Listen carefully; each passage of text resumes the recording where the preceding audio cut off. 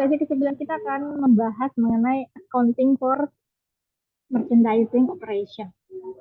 Nah, untuk sesi ke-10 yang tadi sudah saya share juga merupakan lanjutan ini untuk materi ini. Jadi materi sama hanya melanjutkan saja.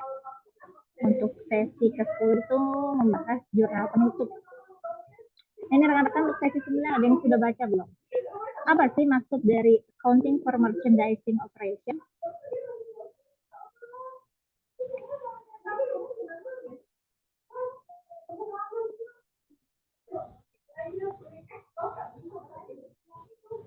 Ada yang tahu?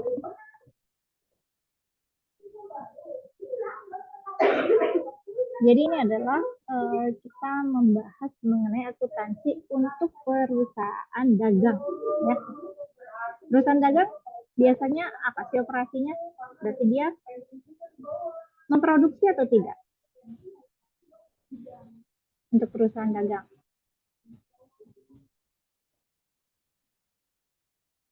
Produksi atau tidak?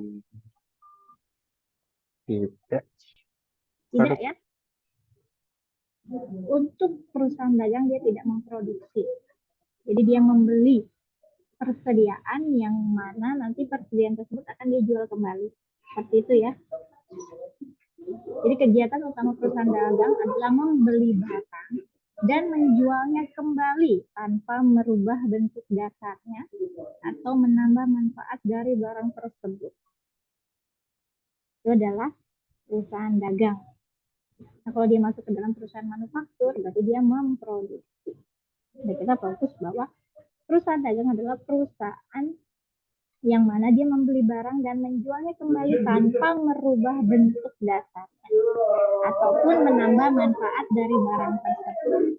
Nah, di sini rekan-rekan bisa lihat pendapatannya diukur untuk perusahaan dagang itu bagaimana, gitu kan?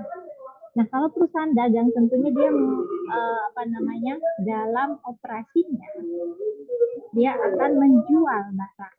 Nah, menjual barangnya itu akan mendapatkan apa? Mendapatkan namanya sales revenue. Nah, ini rekan-rekan bisa lihat di sini. Nih, sales revenue adalah pendapatan. Yang mana nanti pendapatan ini akan dikurangi oleh cost of goods sold atau bisa disebut dengan harga pokok penjualan. Nah, sales revenue atau pendapatan dikurang dengan HPP atau harga pokok penjualan atau COGS, maka hasilnya adalah gross profit, laba kotor. Nah, laba kotor ini akan dikurangi lagi oleh beban biaya-biaya operasional atau beban operasional yang namanya nanti akan menghasilkan net income atau net loss ya, laba atau rugi bagi perusahaan. Nah, sampai sini paham rekan-rekan? Nah, HPP ini apa sih? HPP adalah atau harga penjualan adalah pengeluaran atau beban yang dikeluarkan secara langsung maupun tidak langsung. Untuk apa? Untuk memproduksi barang dan jasa. Kemudian nanti diperjualbelikan atau digunakan sendiri. Jadi ini adalah bagaimana mengukur pendapatan dari perusahaan dagang, mulai dari sales revenue, kemudian nanti muncul cost of goods sold yang mana nanti akan mengurangi sales revenue yang hasilnya adalah gross profit atau laba kotor. Nah, laba kotor ini kan akan dikurangi lagi dengan beban operasional yang dikeluarkan oleh perusahaan seperti misalkan biaya listrik, gaji, semua itu masuk ke operating expense. Nanti dari situ hasilnya baru kita bisa lihat. Untuk laporan laba ruginya apakah perusahaan tersebut profit atau loss. Jadi laba atau rugi. Nah, di sini ada siklus untuk siklus operasi dari perusahaan dagang. Perusahaan dagang yang ini, sedangkan perusahaan jasa yang. Nah, rekan-rekan bisa lihat di sini. Coba. Kalau kita lihat dari skema ini, lebih cepat mana proses operasionalnya dari melihat uang tunai atau cash yang dikeluarkan antara service company atau perusahaan jasa dengan perusahaan dagang. Lebih cepat mana kembalinya? Tentunya siklusnya lebih pendek adalah apa? Perusahaan jasa ya. Oke. Ini kan perusahaan jasa nih. Yang mana dia dari uang tunai, cash, kemudian dia membeli segala peralatan atau fasilitas yang dibutuhkan untuk operasionalnya, kemudian dia melakukan jika ada pelanggan, dia melakukan jasanya. Misalnya ini contohnya bengkel ya. Misalkan si pelanggannya itu membeli dengan membayar dengan piutang, maka kita akan tinggal tunggu kapan piutang itu dibayar atau jatuh temponya, maka akan kembali ke dalam bentuk uang tunainya lagi. Dia akan menerima business cash. Siklusnya hanya pendek. Nah, kalau kita lihat merchandising company, di sini dia akan melibatkan yang namanya persediaan. Kalau merchandising company kan apa? Nah, dia tidak membuat produknya, tapi dia membeli. Yang mana membeli itu kan nggak akan habis langsung ya, begitu beli langsung jual habis itu kan enggak. Tentunya dari beli dia akan masukkan dulu ke dalam persediaan. Jadi dari kas dia beli persediaan ini merupakan produk barang dagangannya ya, atau barang-barang dagangan yang akan dia jual. Nah, kemudian masuk ke dalam persediaannya. Jadi, membeli persediaan, masuk ke dalam persediaan, baru dari persediaan ini dikeluarkan untuk dijual. Nah, kalau dijualnya secara kredit, akan muncul namanya account receivable, piutang usaha. Nah, dari sini account receivable, kalau misalkan dia membayar secara cash, otomatis akan langsung menjadi cash atau uang tunai. Tapi kalau dia menjualnya dengan piutang, dengan kredit, maka akan munculnya piutang. Dari piutang ini kita tunggu tanggal jatuh temponya, baru akan menerima uang tunai kembali. Jadi bisa dilihat bahwa jika ada pertanyaan siklus operasi antara perusahaan jasa dengan perusahaan dagang, maka rekan-rekan harus bisa menjelaskan bagaimana siklus dari service company dan merchandising company. Kemudian ditanya, lebih pendek mana siklusnya? Nah, rekan-rekan bisa lihat service company memiliki siklus operasi yang lebih pendek. Paham ya rekan-rekan? Ada pertanyaan nggak? Enggak, Bu. Bu, itu PPT-nya nggak berubah? Kenapa? PPT-nya nggak berubah? Iya, nggak gerak, Bu. Cuman di halaman 1 ya. Ini saya coba lagi ya.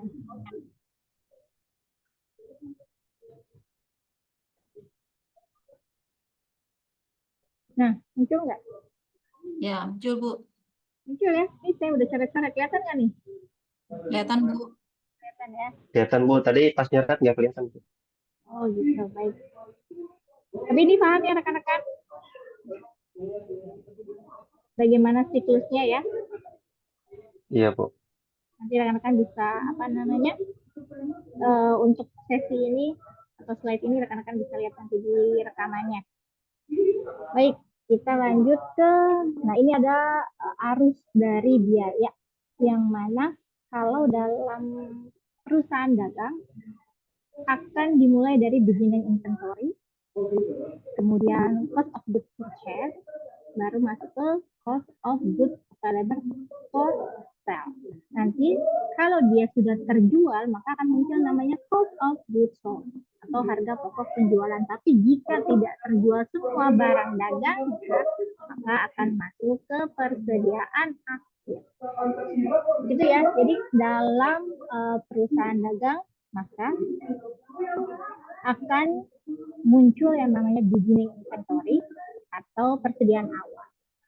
Kemudian diakhiri oleh ending inventory atau persediaan akhir. Nah, ini untuk 1 tahun berjalan. Nah, kalau tahun berikutnya bagaimana? Dari ending inventory ini akan masuk ke beginning inventory-nya lagi di tahun berjalan. Jadi 1 tahun ini habis, tahun berikutnya akan sama seperti ini, tapi yang ending inventory ini akan pindah ke beginning inventory. Nah, dalam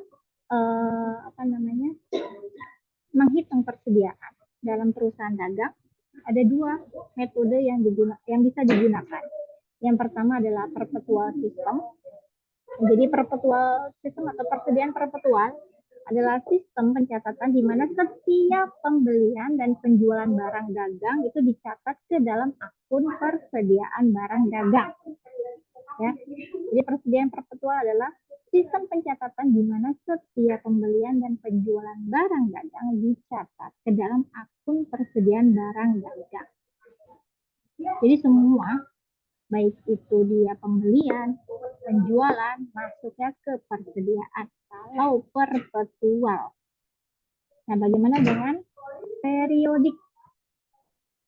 Nah, kalau dalam periodik ini, sistem pencatatannya di mana setiap pembelian barang dagang dicatat ke dalam akun pembelian. Jadi, kalau dia beli, maka pencatatannya di pembelian barang. Nah, kalau dia jual, penjualan barang dagang, maka masuknya ke akun penjualan. Bedanya di situ ya. Kalau perpetual, semuanya digabung dalam akun persediaan. Nah, kalau periodik untuk pembelian sendiri, penjualan sendiri. Jadi masing-masing ya akunnya ya. Nah, untuk periodic system, ketika mencari kalau kita lihat di sini perpetual ini tidak menghitung HPP ya. Dia tidak akan menghitung harga pokok penjualan. Tapi kalau periodik, dia akan menghitung harga pokok penjualan. Jadi kalau diminta menghitung cost of goods sold menggunakan periodik atau sistem persediaan periodik, maka akan kita gunakan rumus. Jadi kita perlu tahu data dari beginning inventory atau persediaan awal. Ditambah dengan pembeliannya berapa. Nah, kalau dia pembelian barang dagangnya 800, beginning inventory-nya 100, maka barang jadi yang tersedia untuk dijual adalah sekitar 900.000. Kemudian barang yang tersedia untuk dijual ini akan dikurangi oleh ending inventory-nya atau persediaan akhirnya yaitu 125. Ini harus ada 125 sebagai persediaan akhir. Maka harga pokok penjualannya adalah 775.000. Nah, ini hanya digunakan ketika menggunakan periodic system atau persediaan periodik. Sampai di sini paham nggak rekan-rekan?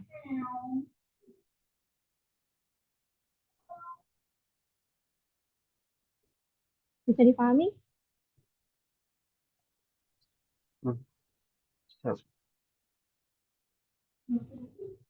Bisa? Bisa, Bu. Baik. Nah, ini adalah bagaimana mencatat pembelian di dalam suatu perusahaan dagang. Jadi, pembelian itu bisa menggunakan cash, secara tunai atau secara kredit.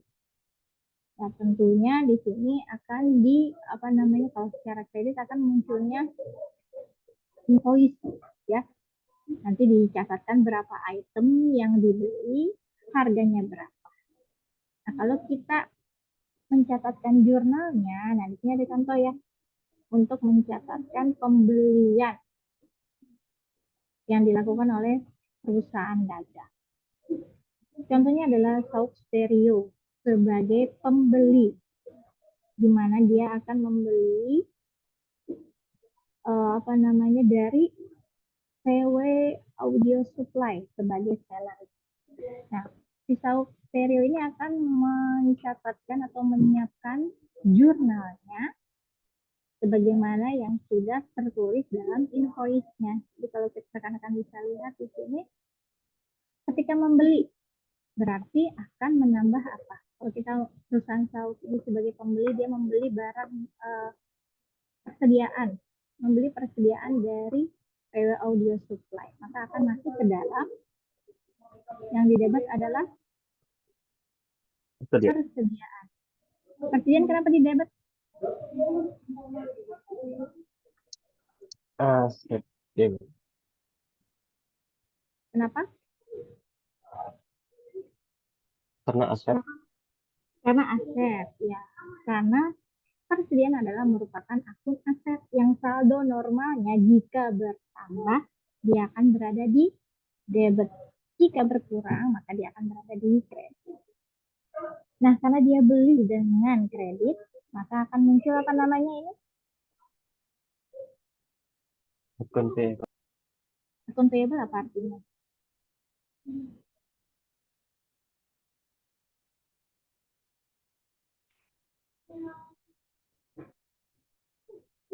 Dia beli secara kredit, maka akan muncul namanya utang usaha.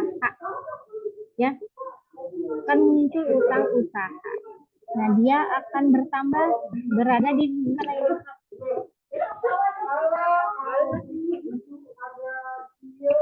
Akan berada di kredit. Kenapa dia berada di kredit? Ada yang bisa jelaskan? Karena termasuk akun liabilitas, normalnya juga bertambah di kredit. Betul sekali. Dia termasuk akun liabilitas atau kewajiban. Saldo normalnya akan bertambah di kredit, jika berkurang akan berada di debit. Jadi paham ya bagaimana membuat jurnal. Yang salah nih memasukkan debit kreditnya. Oke.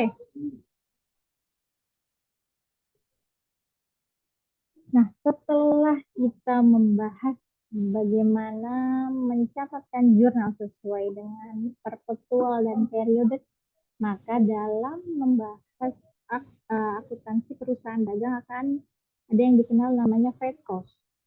Ada yang tahu nggak freight cost itu apa?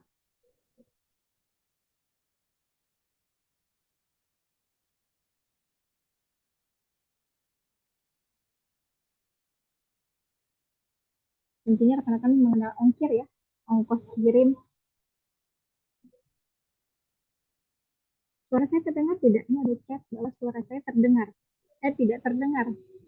Suara saya terdengar tidak rekan-rekan? Halo? Terdengar, Bu. Cuman tadi agak Dengar, bisa. Bu. Iya, tadi agak berisik aja, Bu. Karena saya lagi di ruangan. Kenapa? Mohon maaf ya rekan-rekan. Oke, jadi kalau dalam apa namanya akuntansi perusahaan dagang, ketika dia mengirimkan barang dagangannya kepada pembeli, maka akan ada yang namanya freight cost atau ongkir, ongkos kirim atau ongkos angkut. Nah, ongkos angkut ini bisa diberlakukan dua cara, FOB shipping point atau FOB destination. Nah, ini juga sudah dijelaskan di dalam video pembelajaran ya. Jadi FOB shipping point itu jika pembeli membeli barang dagangan dari seorang penjual, tapi dia menggunakan FOB shipping point, maka si penjual yang akan membayar ongkirnya, ya. Jadi si penjual yang akan membayar ongkirnya. Nah, ketika dalam perjalanan, meskipun barang dagangan tersebut belum sampai ke si pembeli, tapi barang tersebut atau produk tersebut sudah menjadi hak milik dari si pembeli. Ya, itu FOB shipping point. Nah, kalau FOB destination bagaimana? Nah, ini kebalikannya. Sorry, ini yang membayar adalah pembeli ya, ongkirnya. Nah, ini kebalikannya, FOB destination yang membayar ongkirnya adalah seller. Tapi untuk produknya walaupun dia belum sampai kepada pembelinya, barang tersebut masih milik si apa namanya penjualnya. Jadi begitu sampai baru menjadi hak milik dari si pembeli. Jadi kebalikan antara FOB shipping point ya. Kalau FOB shipping point yang bayar adalah pembeli dan apa namanya dengan syarat bahwa produk tersebut sudah menjadi milik si pembeli. Nah, kalau FOB destination, si penjual yang membayar ongkirnya, tapi barang tersebut sebelum sampai ke tangan si pembeli, dia belum menjadi hak milik apa namanya pembelinya. Seperti COD ya, sekarang kan tahu ya COD. Tapi ada yang suka menggunakan COD, bahwa di situ Iya, tahu, Bu. kita bayar di tempat, berarti barang tersebut sudah menjadi hak milik kita. Seperti itu ya. Kalau misalkan gagal bayar, berarti barang tersebut bagaimana? Akan kembali ke si penjualnya. Seperti itu ya. Jadi FOB destination itu seperti COD. Oke, kita lanjut. Nah, ini adalah bagaimana contoh dari ongkir. Jadi di sini ilustrasinya bahwa assume open delivery of the goods. Pada tanggal 6 Mei, Sauk Stereo ini membayar, jadi si pembelinya ya, membayar ongkir sebesar 150. Nah, bagaimana pencatatan untuk pembelinya ini? Maka ketika dia membayar langsung, pembeli yang membayar berarti menggunakan shipping point, maka pembayaran tersebut akan masuk ke dalam pencatatan inventory. Ya, jadi masuk nih 150 ke dalam inventory. Otomatis ketika kita membayar secara tunai, maka kasnya akan inventory termasuk akun aset. Jika bertambah, posisinya di debit. Jika berkurang, posisinya di kredit. Nah, kas ini juga termasuk akun apa? Kas termasuk akun apa? Aset tuh. Aset. Jika berkurang, maka posisinya akan berada di kredit. Nah, ini kalau pakai FOB shipping point. Bagaimana kalau dia menggunakan FOB destination? Ini asumsinya bahwa yang membayar adalah si CW Audio Supply ini, membayar ongkirnya. Maka untuk mencatatnya adalah masuk ke dalam delivery expense. Separate out delivery expense atau beban angkut sebesar 150 di debit dan kas akan kalau dia membayarnya secara cash, nanti kas akan berkurang 150. Jadi ini untuk pencatatan menggunakan FOB shipping point dan FOB destination. Nah, sampai sini ada pertanyaan nggak rekan-rekan? Bagaimana membuat jurnal antara dua sistem untuk beban angkut FOB shipping point yang mana si pembeli yang bayar dengan FOB destination di mana si seller yang membayar.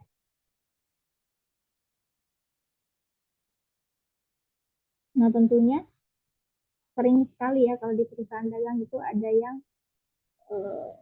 pembelinya klaim ya, maka akan mendapatkan retur ya, bahwa purchaser may be dissatisfied. Jadi si pembeli mungkin tidak puas atau kecewa ketika barang yang dia terima rusak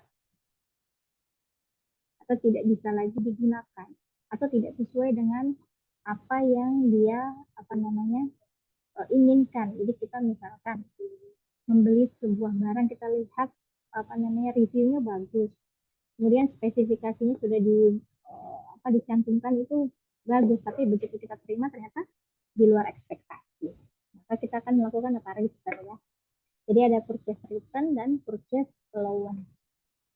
Nah, purchase return itu jadi return goods for credit in the sale was made on credit or for a cash refund if the purchase was sold. Jadi kalau misalkan dia membeli secara kredit, tentunya kembalinya lalu kredit juga. Tapi kalau dia secara tunai, tentunya langsung dikembalikan secara tunai. Nah, kalau purchase allowance ada yang tahu nggak apa?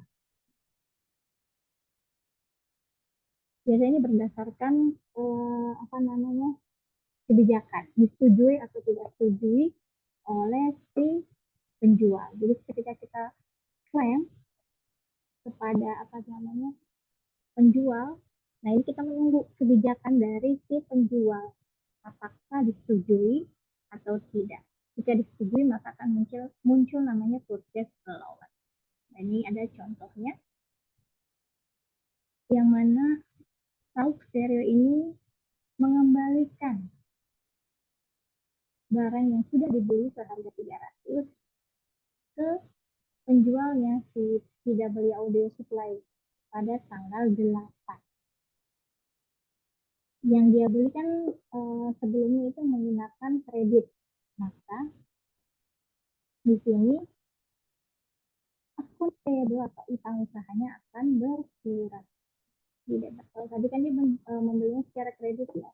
Nah, kemudian kalau dicatatnya sudah masuk kan, inventorinya tadi sudah masuk ya, sudah bertambah, tapi ini dia kembalikan 300, maka hutangnya akan berkurang di debit, inventorinya pun akan berkurang di ya, karena dia kembalikan. Sampai sini paham rekan-rekan?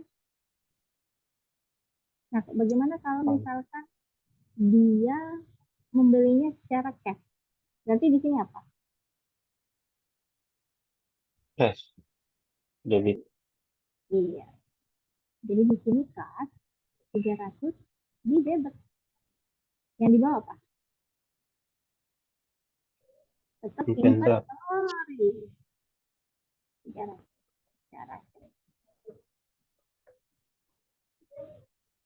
Ya, tetap inventory ya, meskipun dia membelinya secara tunai. Jadi kalau kredit account payable-nya berkurang, nah kalau secara tunai maka kas-nya akan balik lagi 300 di debit.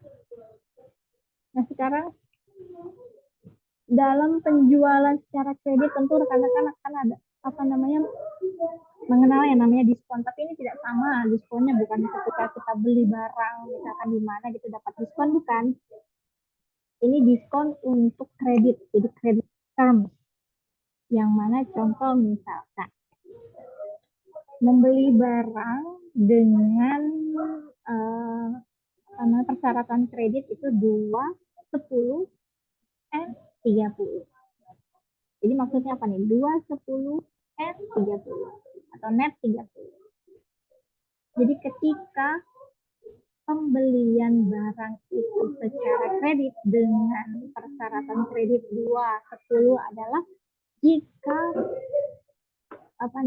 pembeli membeli barangnya secara kredit, kemudian dia melunasi produk yang dia beli secara kredit tersebut maksimal pada tanggal selama 10 hari, dalam jangka waktu 10 hari ya, dengan net kreditnya 30 hari, jadi dia bayar lebih awal 10 hari, maka akan mendapatkan diskon 2%. Jadi misalkan dia membayar 300, tapi dia lunasi 10 hari dari sejak pembelian, dia dapat 2%. Dipotong 2%. Jadi berapa tuh kalau 300 2%-nya? Rekan-rekan bisa hitung di situ. Kemudian jika tidak menggunakan diskon, maka berapa yang harus dia bayar? Jadi pada jangka waktu selama 30 hari itu sudah jatuh tempo, maka dia akan membayar tetap 300.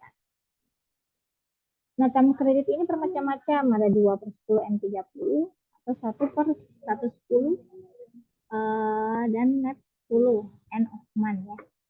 Ini diartikannya beda-beda. Ada 2/10, N30, 1/10, N net 10 end of month atau di akhir bulan. Kalau ini masih dapat 1%. Kalau ini harus selesai pada jangka waktu 10 hari. Nah kemudian, di sini ada contoh. Jadi South Perio ini akan membayar sisa hutangnya yaitu sebesar 3.500, yang mana gross invoice price-nya itu dari awalnya 3.800, tapi dia akan bayar sebesar 3.500 karena tadi sudah ada return ya, ada retur sebesar kalau nggak salah 300 tadi ya. Nah, sisanya kreditnya yang harus dibayar adalah 3.500. Jadi 3.800, kemudian dia return ya 300, maka sisa 3.500. Nah, ini harus dibayarkan. Ini kan purchase return, namun 300. Dibayarkan di tanggal 14.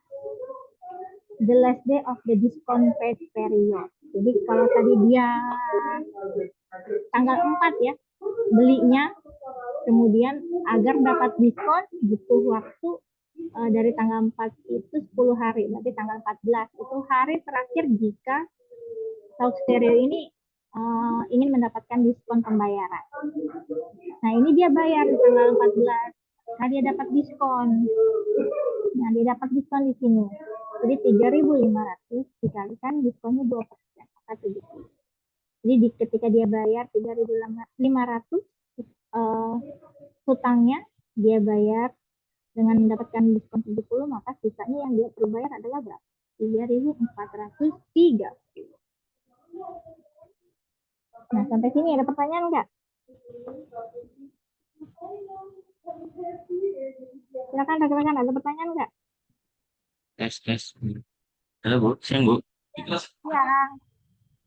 Ya, Ya Bu, mohon maaf. Tadi saya baru masuk di jam 2. Sebenarnya saya pengen bertanya sih Bu, mengenai aku nggak tahu nih tadi baru menyimak sedikit. Nah, saya pengen bertanya, sebenarnya eh, untuk masalah kemarin UTS, saya pengen bertanya sedikit untuk mengenai nama-nama akunnya itu loh. Jadi kita udah bahas sama siapa nih? Iya, makanya mohon maaf Bu, saya baru baru baru hadir tadi jam 2. Karena juga baru ngelihat ada Vicon juga, mohon maaf seperti itu. Karena emang kemarin yang saya bingungin cuma ini mas akunnya kemana ya? Ini apa ya? Oke. Nanti nih, pas selesai ini kita akan bahas lagi ya. Tadi sebenarnya sudah sedikit kita bahas. Saya tanya rekan-rekan yang bingung itu di transaksi nomor berapa, di transaksi nomor 3 sama 5 kalau nggak salah tadi ya.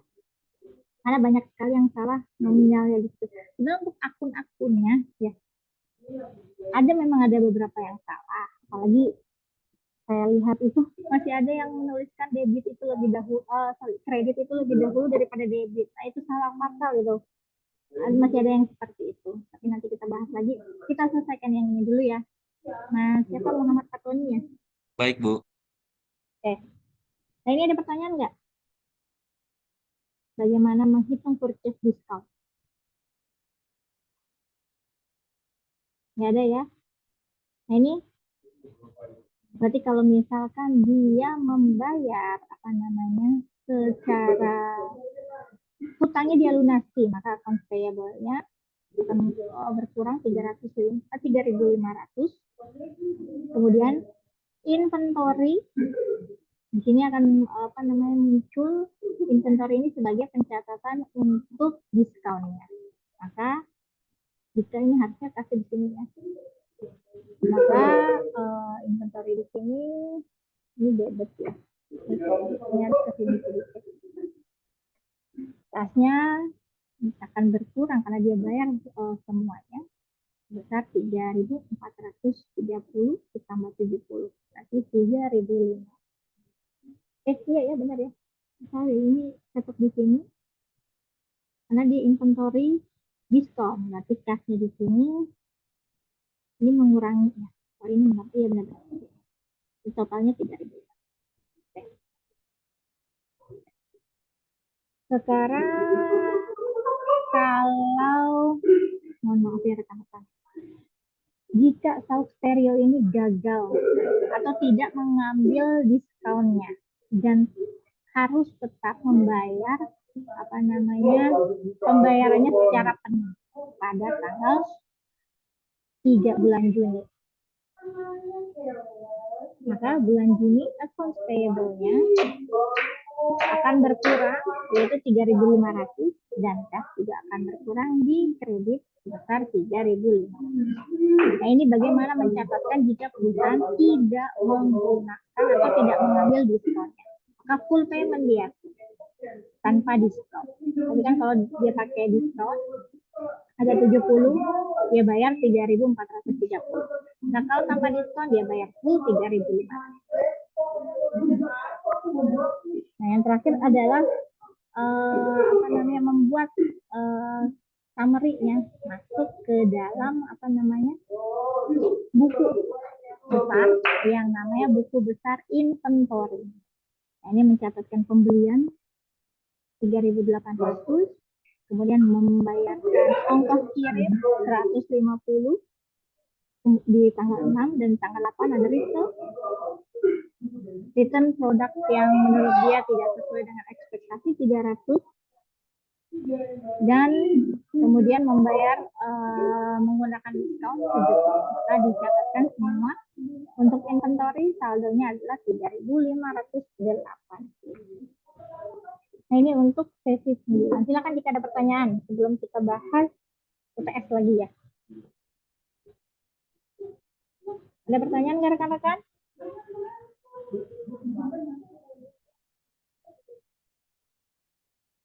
Tidak ada?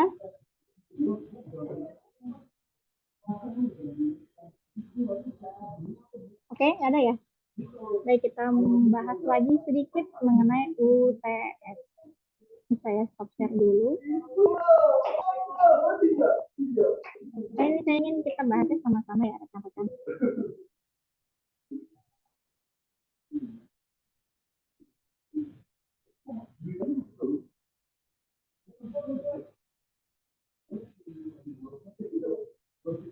Kita buka lagi.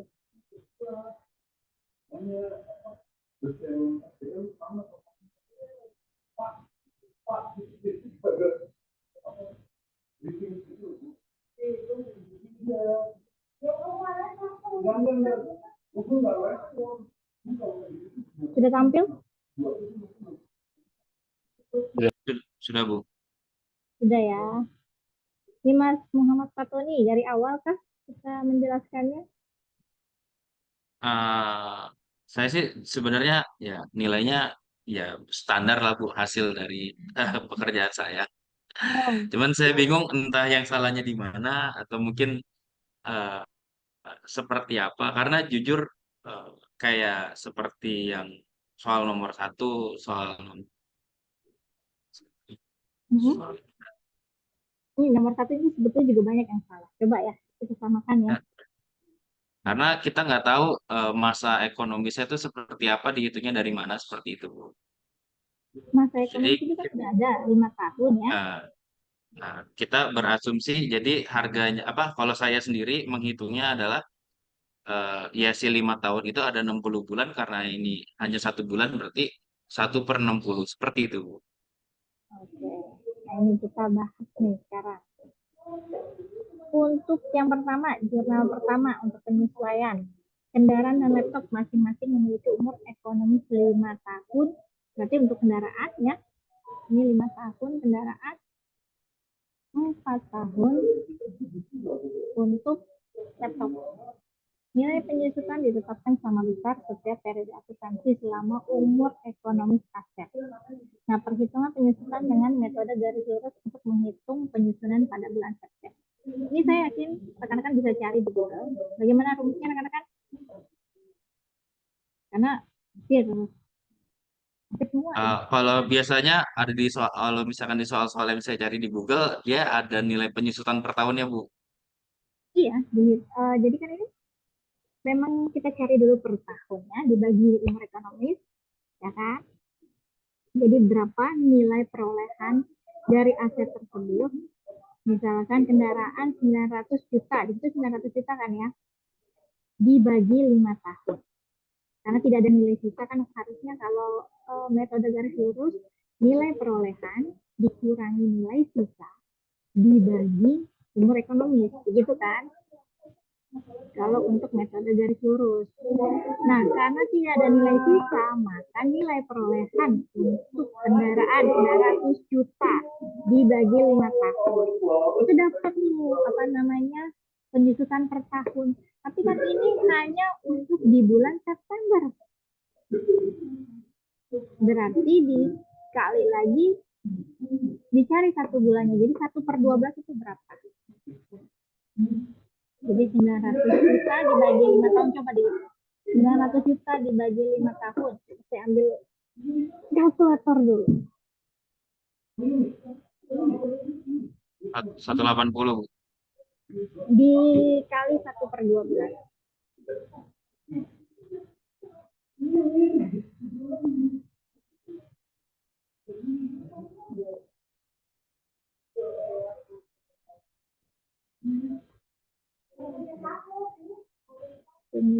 juta dibagi 5, 180 juta dikali 15 juta. Ya, yang lain dapat nggak hasilnya 15 juta? Iya, 15 juta. Kalau saya itu langsung 1/60 dikali 900. Hasilnya berapa? Sama. Ya 15 juta juga. Nah, itu untuk jurnal pertama ya. Berarti beban Ibu, penyusutan Ibu maaf kendaraan. Ibu. Ya, silakan. Bu, yang nomor 1 boleh tolong ditulis aja nggak Bu? Maksudnya dibagi atau dikalinya itu 900 juta ditulis seperti jawaban Bu. Oh, Ini kan Ibu hanya ditanda-tandain saja Bu. nah, ini ya Untuk saya catat.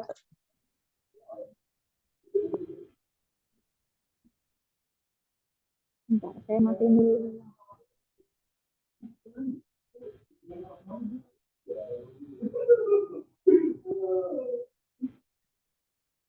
Saya tulis ini ya.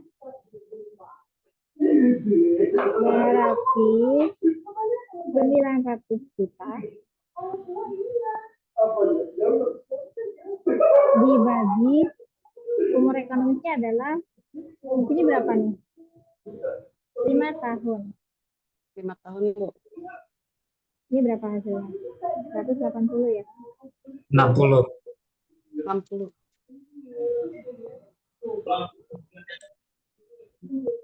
Saya pakai 5 apa 6 tahun sih?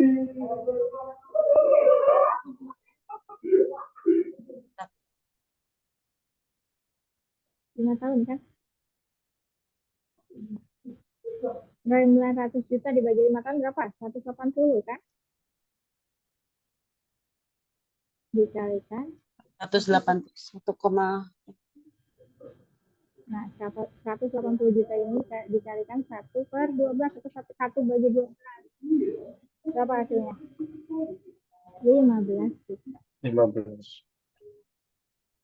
Maka ininya bagaimana? Jurnalnya. Berarti beban penyusutan kendaraan. Ini kan menghitung akumulasi ya, berarti beban penyusutan kendaraan. Di mana posisinya? Di debit, Debit. debit Bu. Iya. Itu saya apa namanya? Saya beri komentar, mohon jurnal itu dibuat tabel. Jangan kayak saya gini karena agar jelas begitu ya. Berarti yang dikredit apa? AKM kan? Akumulasi penyusutan. Akumulasi penyusutan kendaraan. Sama ya, 15 juta di nah, ini baru satu kendaraan. Mas coba laptop bagaimana? Coba saya ingin tahu. Bagaimana menghitungnya laptop?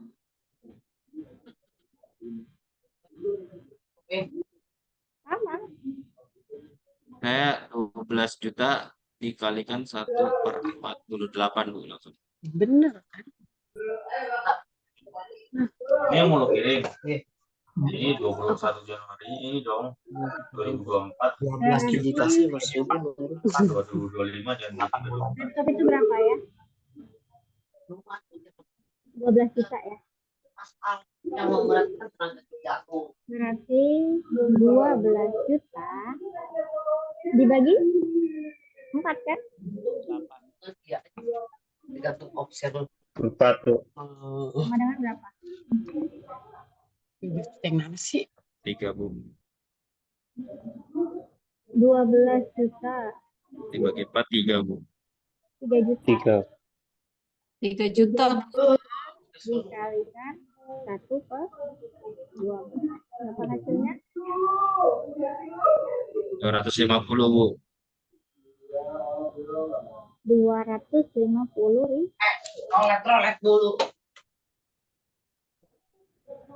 Nah, bagaimana ininya? Apa namanya? Jurnalnya sama seperti kita mencatatkan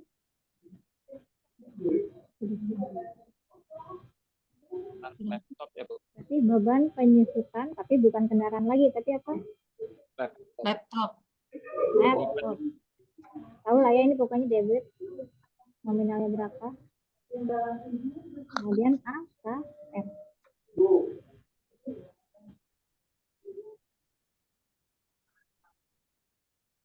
Nah, nih nomor 1. Ada yang cuma dibagi 5 tahun karena dihitungnya dia langsung apa, nggak dibagi lagi untuk cari 1 bulannya atau per bulannya. Jadi isinya 180 juta. Itu saya salah.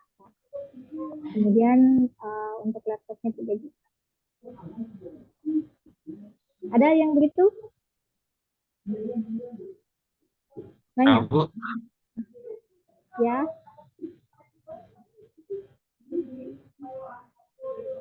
Silakan.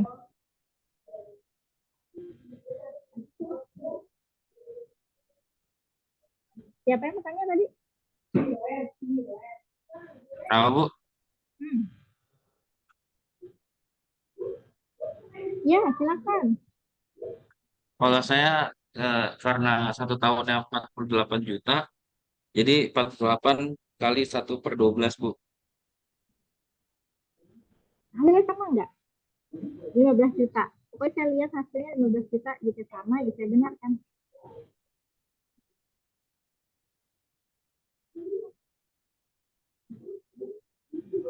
Sama nggak Mas Muhammad Fatoni? Mas Fatoni, Iya Bu, sama nggak hasilnya? saya hasilnya sih 4 juta Bu. Beda ya? Nah, Karena ini perhitungan ini sama. Atas bawah itu sama untuk akumulasinya. Kita menghitung beban penyusutan, kemudian akumulasi.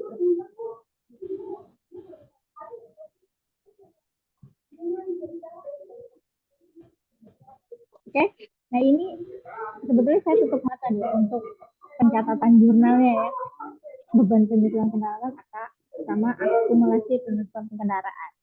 Yang saya lihat nominalnya jika sama, saya benarkan. Nah, yang saya nggak tutup mata itu kalau ditulisnya dikredit dulu, beban penyusutan kredit, akumulasi itu debit. Nah, itu saya salahkan. Oke, lanjutnya nih. Lanjut. Lanjut Bu. ya Bu.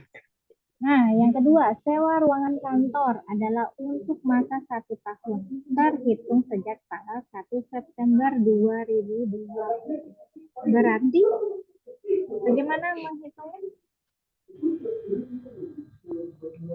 48 juta Dan dikali 1/12 Bu. Iya. 48 juta.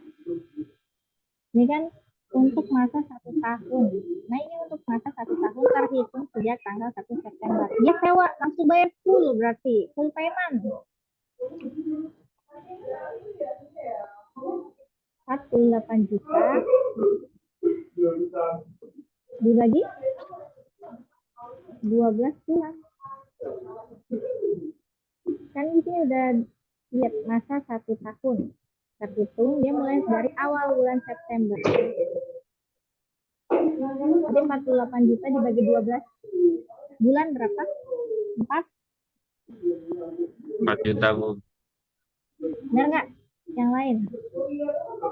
Itunya bagaimana Benar jurnalnya? Bu. Saya benar Bu, 4 juta. Beban sewa sama sewa dibayar di muka. Ini rekan-rekan tahu ya, berarti yang di atas ini debit, yang di bawah ini kredit. Kredit. Oke, 2 kelar, sekarang 3. Wesel, ini tadi udah nih. Bagaimana rekan-rekan cara menghitungnya? Berarti 100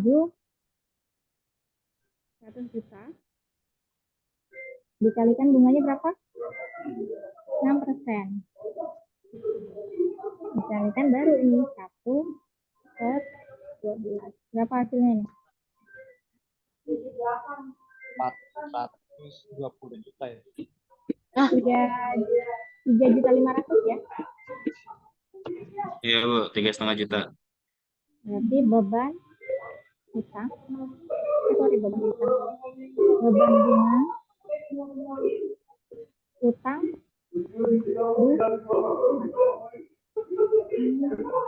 Oh, oh saya salah di sini. lanjut ya. Lanjut, Bu. Lanjut, Bu. Oke, sekarang perlengkapan yang masih tersisa 800.000. Berarti kita lihat di sini perlengkapannya berapa? 1,2, Bu. 1,2.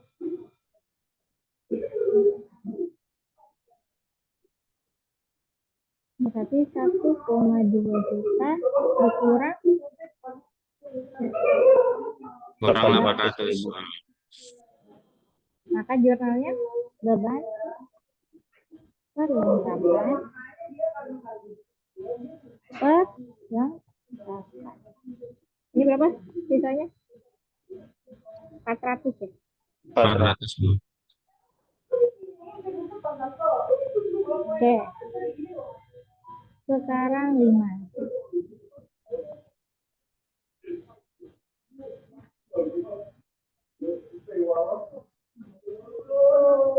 Lima apa? Pendapatan jasa diterima di muka adalah kontrak kerjasama. Ini tadi sudah saya jelaskan ya, pendapatan jasa diterima di muka.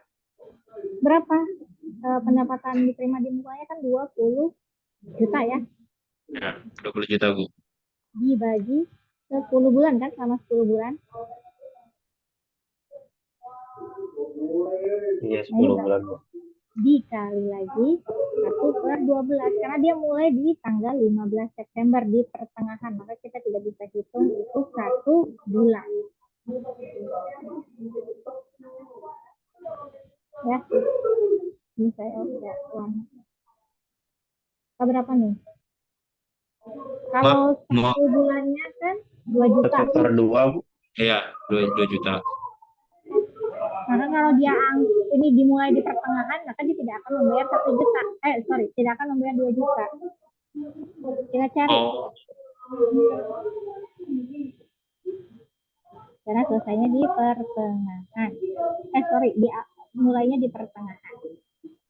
Maka bagaimana jurnalnya? Pendapatan jasa diterima. Bu, itu dikali 1/12 atau 1/2? 1/12. Ini 12. 1/12. Atau apa? Pendapatan jasa. Ini ada juga nih pendapatan jasa. Pendapatan itu dibeda-bedakan. Semua yang seperti ini pendapatan jasa ya.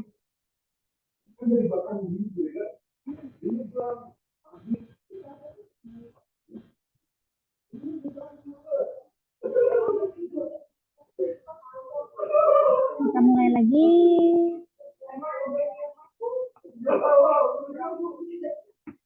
Untuk jurnal nomor 6. Nomor 6 apa? Terdapat tagihan pemakaian sarana listrik, air, dan telepon. Ini masuk ke dalam utang usaha apa utang listrik dan lain-lain atau utang utilitas lah kita. Ini banyak yang salah juga. Masuknya kemana? Masuk utang usaha nggak ini? Utang listrik ya, Bu? Iya. Jadi namanya beban utili 700 ya. Kemudian di sini utang utili. Karena ditulisnya utang usaha, maka di saldo normal, padahal udah benar ini kan ya, 700 nominalnya. Misalkan salah cuma di salah penambahannya ini aja. Salah dimasukkannya beban atau utang usaha, maka yang akan bertambah di saldo normal itu utang usaha. Entah dia jatuhnya di debit atau kredit. Jadi akan berbeda. Kumulatif atau hasil jumlah dari neraca saldonya nggak akan sesuai. Karena listrik, air, dan telepon itu bukan termasuk utang usaha. Utang usaha yang apa sih? Coba, saya ingin tahu rekan-rekan pemahamannya. Kalau utang usaha yang kayak gimana?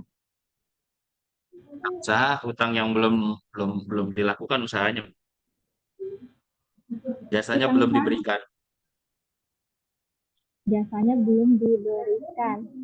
Itu masuk ke berarti ada deferral sama itu ya, apa namanya? Accrual berarti maksudnya. Ini maksud saya biar biar gampang aja, utang usaha tuh misalkan kita membeli barang secara kredit. Itu kan masuk ke utang usaha. Mudah kan?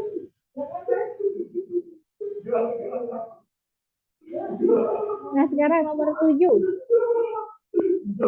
Perusahaan telah menyelesaikan jasa penyewaan kendaraan. Nah, ini masuk utang atau piutang? Telah menyelesaikan jasa penyewaan kendaraan kepada Mr. Kim pada tanggal 30 September sebesar 1 juta. Dan Mr. Kim Piutang. Piutang, Bu. maka muncul piutang. Piutang. Atas apa? Pendapatan.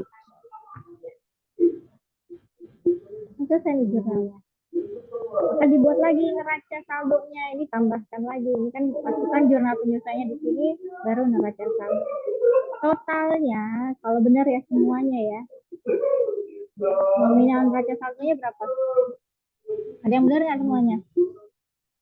6.850-an, Bu. 25 juta. 800. Total 1 M. Oh, totalnya.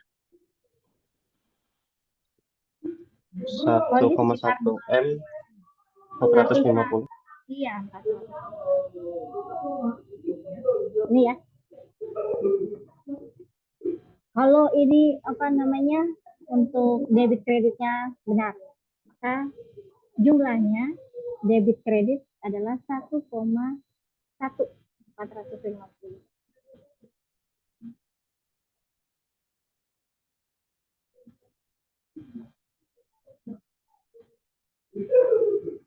Oke. Nah, ini boleh nih rekan-rekan cek lagi untuk jawaban rekan-rekan. Saya beri kesempatan hari ini aja. Kalau ada yang perlu dikoreksi, silakan. Mau diklaim-klaim boleh. Klaim kayak diskon.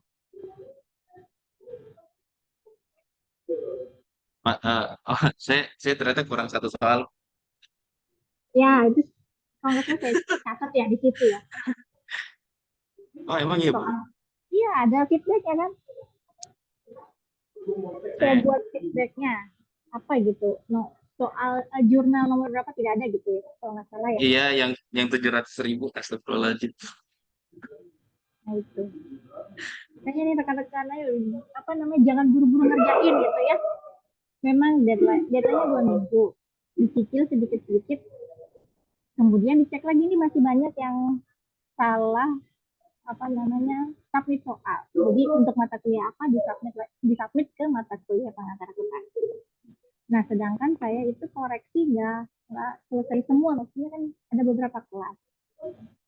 Saya ganti dulu ke kelas yang lain. Nanti kalau rekan-rekan submitnya di akhir-akhir gitu ya sudah selesai dan saya mengoreksi juga di akhir-akhir, nah itu kan kelok tuh. Begitu saya berikan feedback harus diperbaiki, tapi rekan-rekan telat responnya, telat baca, ini itu susah nih saya inputkan nilainya.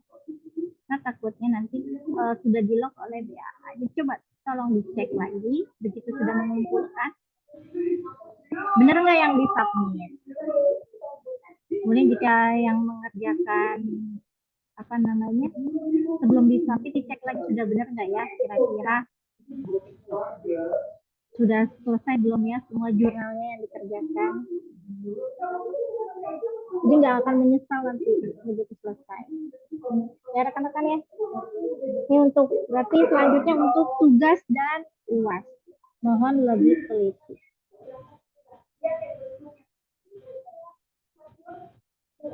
Oke, berarti sudah selesai ya kita ya. Siswanya gimana Mas Muhammad? Siap, Bu. Baik, Bu. Baik, Bu. Ya enggak, maksudnya ini kan baru sebagian ya, Bu. Yang Ibu kasih tugas-tugas dan soal-soal di UTS. Ini saya penasaran ntar nama akunnya apa lagi, kayak gitu loh, Bu. Ya kalau saya bingung cuman di penamaan akunnya aja. Pertama seperti itu. Karena ya mungkin keterbatasan juga kayak gitu. Akhirnya saya ya googling-googling atau mungkin searching di YouTube juga. Bagaimana sih caranya penambahan dan pengurangan itu seperti apa kayak gitu. Oke, nggak apa-apa. Karena memang kita kan online ya, nggak semuanya bisa saya ajarkan gitu kan, karena terbatas waktu juga. Jadi dibebaskan untuk rekan-rekan minimal punyalah buku ya, pengantar akuntansi, dasar-dasar pengantar akuntansi, atau bisa cari e-booknya. Agar wawasan rekan-rekan nggak sebatas yang saya berikan saja di Sikon ini gitu, atau materi atau PPT yang saya share. Itu kan terbatas ya rekan-rekan. Jadi rekan-rekan harap bisa lebih explore lagi ya untuk bahan-bahan ajaran yang mungkin terkait dengan mata kuliah. Bebas kok untuk mencarinya di mana. Oke, kalau begitu rekan-rekan.